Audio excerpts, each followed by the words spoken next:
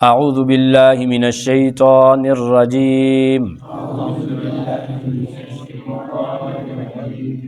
بسم اللہ الرحمن الرحیم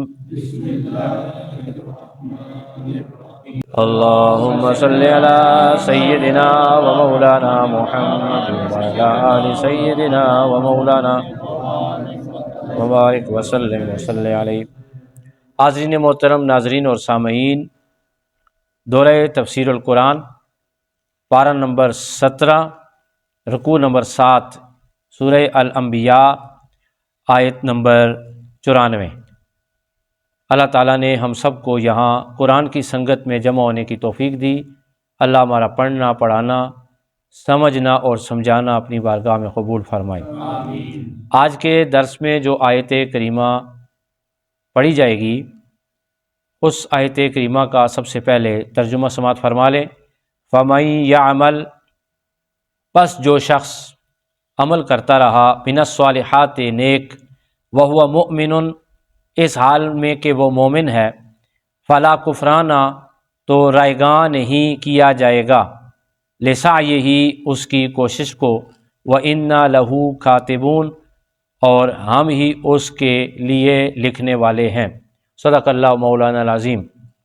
آج کی آیت میں یہ بتایا گیا کہ کوئی بھی دنیا میں انسان نیک کام کرتا ہے تو اس کا وہ نیک کام تب قبول ہوگا جب وہ ایمان والا ہوگا۔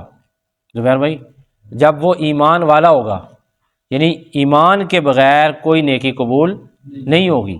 کوئی بندہ کوشش کرتا ہے، محنت کرتا ہے، کوئی بھی چھوٹی بڑی نیکی کرتا ہے تو اللہ تعالیٰ اسے اجر عظیم عطا فرماتا ہے، لیکن اس کی جو کوشش ہے آخرت میں تب برابر ہوگی جب وہ حالت ایمان میں ہوگا، جب وہ مومن ہوگا۔ آج کی اس آیت سے ان سوالات کے جوابات بھی آپ کے سامنے آگے۔ جو لوگ یہ کہتے ہیں بل گیٹس پوری دنیا میں بیماریوں کو ختم کرنے کے لیے وہ فنڈز دے رہا ہے، اور فلاں یورپین جو ہے وہ فلاں کا کام کر رہا ہے، غریبوں کی مدد کر رہا ہے۔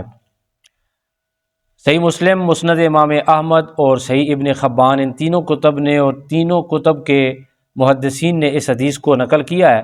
حضرت عائشہ صدیقہ رضی اللہ تعالی عنہ، آپ نے ایک دفعہ نبی پاک صلی اللہ علیہ وآلہ وسلم کی خدمت میں سوال کیا کہ یا رسول اللہ صلی اللہ علیہ وسلم، ابن جدعان جو کہ دور جاہلیت میں ایک شخص تھا اور اس کے اندر بڑی خوبیاں تھیں، وہ صلہ رحمی کرتا تھا، قیدیوں کو قید سے چھڑاتا تھا، مہمان نوازی کرتا تھا، پڑوسیوں کے ساتھ وہ حسن سلوک کرتا تھا، اور میں نے بھی اس کی تعریف کی ہے کہ وہ اس کے چرچے تھے نیکیوں کے۔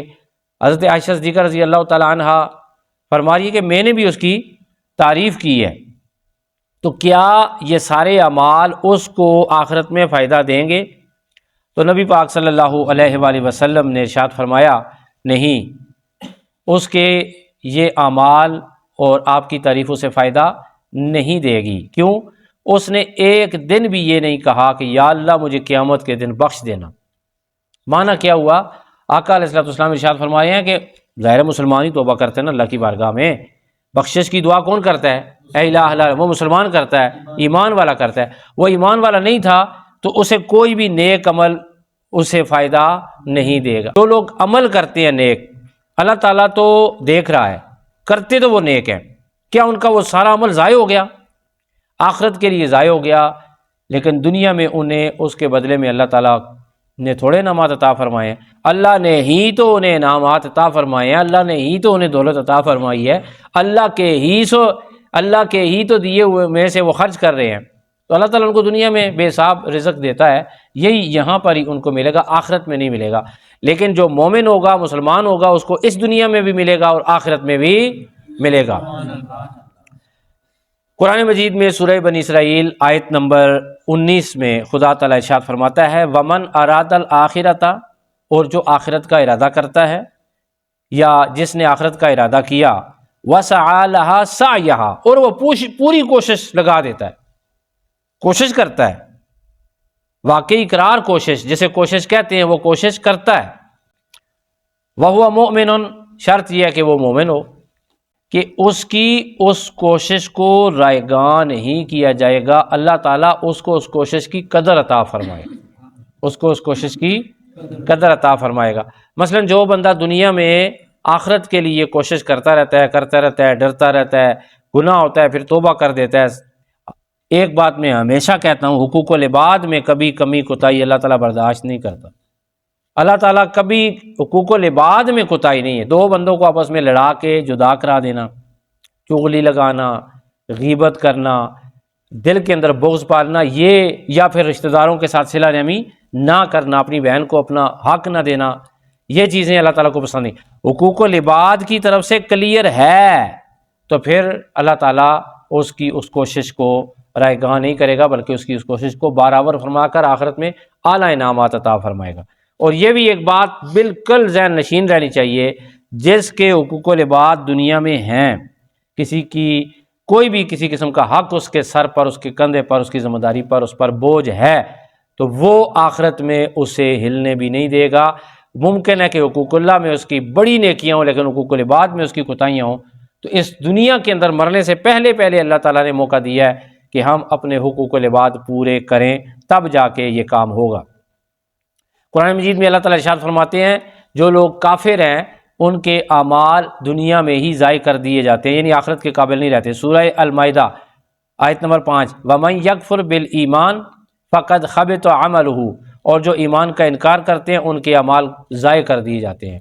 تو جو لوگ بھی حالت ایمان میں ہیں، وہ جتنی نیکیاں بھی کرتے ہیں، اللہ سے ڈر کر حقوق العباد اور حقوق اللہ کے میدان میں شیطان کے خلاف برسر پیکار رہتے ہیں اور اپنے آپ کو اللہ کے سپرد کرتے ہیں۔